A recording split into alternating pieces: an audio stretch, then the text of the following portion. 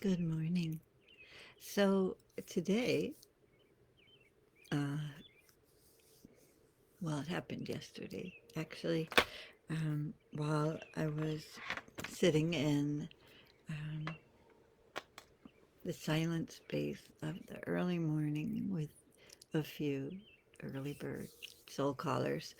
Um,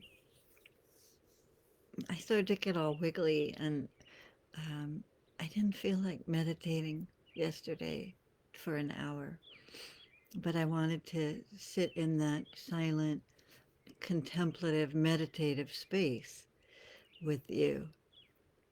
And I realized that that may also be true for you. And that the idea of meditation might feel like too much for some people. Like, not everyone likes meditation. Not everyone wants to sit with their eyes closed silently for an hour, for heaven's sake. Um, I love it, but apparently not every day. And so part of my gift to myself for my birthday this year um, is discovering what I actually enjoy, what brings me pleasure, what might I offer you in a shared setting um, that we could benefit from. And by benefit, I mean um, what would nourish and feed us at the body level. What does my body need in the morning, right? So I know my body needs this warm cup of tea, right, every morning. But I also know when I wake up that my body craves a little more dreamy silence. And I'm blessed to have time for that in the morning. I wake up with the sun. Usually today I'm a little late in rising. Um, but normally I'm up at 5:30 or 6 every morning. So I have that time before my work day and before my husband wakes up in the morning. That's time that's just for me. And if you have that time and you'd like to share it with me, I want to invite you to bring your tea and to sit here with me while I either meditate or silently read by the window, or maybe I'll feel like drawing this morning while I follow my joy. You know, the whole point of doing this work is to find um, the path that feels joy led. If I follow joy, if I can get a sense rising from inside of me, not outside, not what someone else tells me I should want, right? Not some teacher like me looking into a camera and saying, you should meditate every morning. That's not what this is. I want you to have I want this for you. I want you to have the freedom in this hour to choose what joy feels like for you, to discover that inside of you. And sometimes it takes a little while of sitting and listening inside while you sip your coffee or your tea, while you stare out the window. I have this wonderful window where I can look out on a farm across the road, and I can often hear the chickens and the rooster caws and the crows, rooster crows and crows caw, right? It's early, sleepyhead.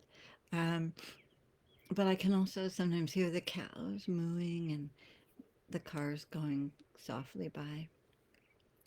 Anyway, my point is, depends, what, where is my attention drawn?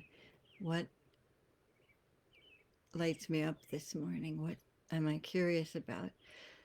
So this morning, I thought I would sit and read. And if reading creates in me the sense of wanting to close my eyes and contemplate or meditate on something that I'm reading, um, then that's what I'll do. But this time will again be silent time that we share together so that you can go inside your own process. The other thing I want to say is no matter what time you're joining me, you're sitting with me in the silence. So if you're in a different time zone, like if you're on the West Coast and right now it's 3 in the morning, I know you're not sitting here watching me, but you may wake up and check into our group and see this video.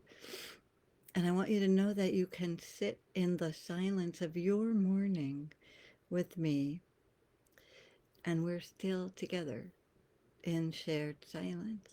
It's a field of holding, which is timeless, and so it can hold you at whatever time you find that pocket of quiet in your day, whether it's the morning when you wake up, like me, or the evening when you're getting ready for bed, or before dinner, or right after work, whatever, midday, whenever time you want to come and sit quietly in community, I invite you to do that.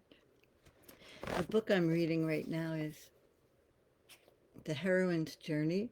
And we can say this is the workbook. I also have the book. I read this years ago, um, but right now it I'm more ready for it. I understand it more. It's aligned with the work that I'm doing now in my own Soul Color Journey program for 2022. So as I prepare that program, um, books like this one are helping me, and I'm remembering um, that this work that Maureen Murdoch did years ago is probably foundational to the work that I do right now, even though I don't specifically remember, oh, I read that in her book. I know that it supports mine, as all the teachers that I've worked with um, have fed and I'll use this word again, fed the joy that leads me to do my work. So anyway, I promised this would be silent time, and I've been talking for 10 minutes. So it's silent time. We're going to share this time. My daughter's going to wake up um, and come downstairs.